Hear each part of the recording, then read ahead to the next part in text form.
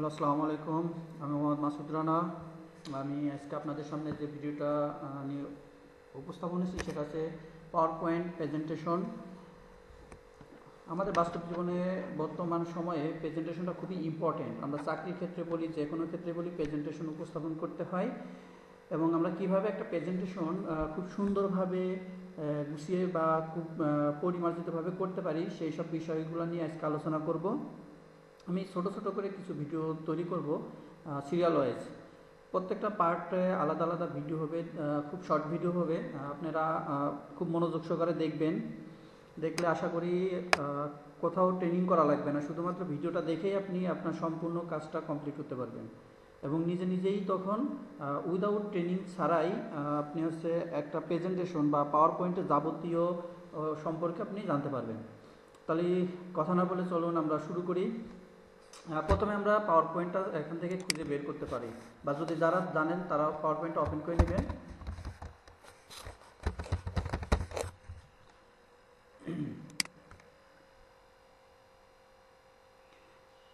পাওয়ার পয়েন্টটা আমরা ওপেন করব। ওপেন করার সাথে সাথে আমাদের একটা স্লাইড এরকম শো করবে, এইগুলোকে বলা হয় স্লাইড। আজকে আমরা শিখব কিভাবে স্লাইড অ্যাড করতে হয়, কিভাবে স্লাইড ডিলিট করতে হয়, বা বিভিন্ন স্লাইড কিভাবে আমরা নিতে পারি, এইগুলা। তো আমাদের যখন ওপেন করব তখন সাথে সাথে এই স্লাইডটা এভাবে ওপেন হবে। ওপেন হওয়ার পরে আমরা এখানে দুইটা অপশন থাকে, একটা টাইটেলের জন্য আর একটা সাবটাইটেলের জন্য। এছাড়াও আমরা অনেকগুলো স্লাইড এখানে অ্যাড করতে পারি।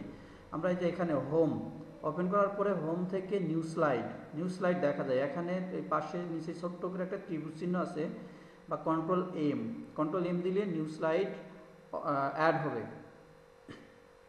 আমরা যদি এই ত্রিভুজে ক্লিক করি তাহলে এখানে অনেকগুলো অপশন দেখা যাবে।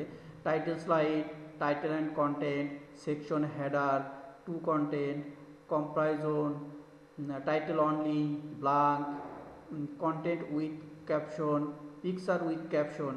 এই জায়গা থেকে আমরা আমাদের পছন্দ মতো যেটা আমাদের কাজে আসবে আমরা সেই টাইটেলটা এখান থেকে বা সেই স্লাইডটা এখান থেকে অ্যাড করতে পারি। এখন আমি যদি মনে করি যে শুধু টাইটেল নিব তাহলে টাইটেল অনলি, যদি মনে করি যে টাইটেল স্লাইড নিব তাহলে টাইটেল স্লাইডে যেটার মতো যেটা ওপেন অবস্থায় আছে। এছাড়াও যদি মনে করি যে টাইটেল অ্যান্ড কন্টেন্ট দুটো একসাথে নিব, দেন আমরা টাইটেল অ্যান্ড কন্টেন্টে ক্লিক করব। তাহলে উপরে টাইটেল, নিচে কন্টেন্ট প্লাস এখানে টেবিল, তারপরে chart, smart art, picture, clip art, video বা মিডিয়া, যেটাকে বলি মিডিয়া, অডিও হতে পারে। এগুলো আমরা এখানে ইনসার্ট করতে পারি, নিয়ে আসতে পারি। এইভাবে আমরা একটা একটা করে কি করতে পারি, স্লাইড নিতে পারি। এছাড়াও আমরা যদি স্লাইড বৃদ্ধি করতে চাই তাহলে এই স্লাইডের উপরে মাউস রেখে মাউসের রাইট বাটনে ক্লিক করে নিউ স্লাইড বা ডুপ্লিকেট স্লাইডও ক্রিয়েট করতে পারি। মানে হুবহু আর একটা স্লাইড, এই স্লাইড 2 নম্বর স্লাইডের মতো হুবহু আর একটা স্লাইড আমরা নিতে পারি। কিভাবে? ডুপ্লিকেট স্লাইডের উপরে ক্লিক করে। এই যে 3 নম্বর স্লাইড আর 2 নম্বর স্লাইড সেম, মানে ডুপ্লিকেট, একটার মতো করে হুবহু আর একটা স্লাইড নেওয়া।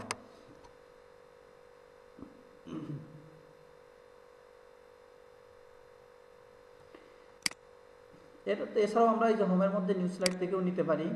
তারপরে আমরা এখানে কি করব, এখন এটা ছিল স্লাইড অ্যাড করা। এবার আমরা যেটা করব সেটা হচ্ছে স্লাইড ডিলিট করা। আপনি স্লাইড দুইভাবে ডিলিট করতে পারেন, একটা হচ্ছে সরাসরি কিবোর্ড থেকে আর একটা হচ্ছে মাউস দিয়ে। কিবোর্ড থেকে ডিলিট করার অপশনটা হচ্ছে আপনি যে স্লাইডটা ডিলিট করতে চান ওই স্লাইডের উপর মাউস দিয়ে ক্লিক করবেন। ওই স্লাইডের উপর মাউস দিয়ে ক্লিক করার পরে কিবোর্ডের ডিলিট বাটনে চাপ দিলেই ডিলিট হয়ে যাবে। এটা হচ্ছে কিবোর্ড থেকে শর্টকাটে ডিলিট করার সিস্টেম। আর যদি আপনি মাউস দিয়ে ডিলিট করতে চান তাহলে মাউসের ওই স্লাইডের উপর মাউসটা রেখে মাউসের রাইট বাটনে ক্লিক করে ডিলিট স্লাইডে ক্লিক করলেই স্লাইডটা ডিলিট হয়ে যাবে। এভাবে আমরা স্লাইড ডিলিট এবং স্লাইড অ্যাড করতে পারি। যদি বুঝতে কোনো অসুবিধা থাকে তাহলে অবশ্যই আপনি কমেন্ট করে জানাবেন, আমি আরও বিস্তারিত বোঝানোর বা কমেন্টের মাধ্যমে জানানোর চেষ্টা করব। ভালো থাকবেন। পরবর্তী ভিডিও দেখার জন্য আমন্ত্রণ থাকলো। আল্লাহ হাফিজ।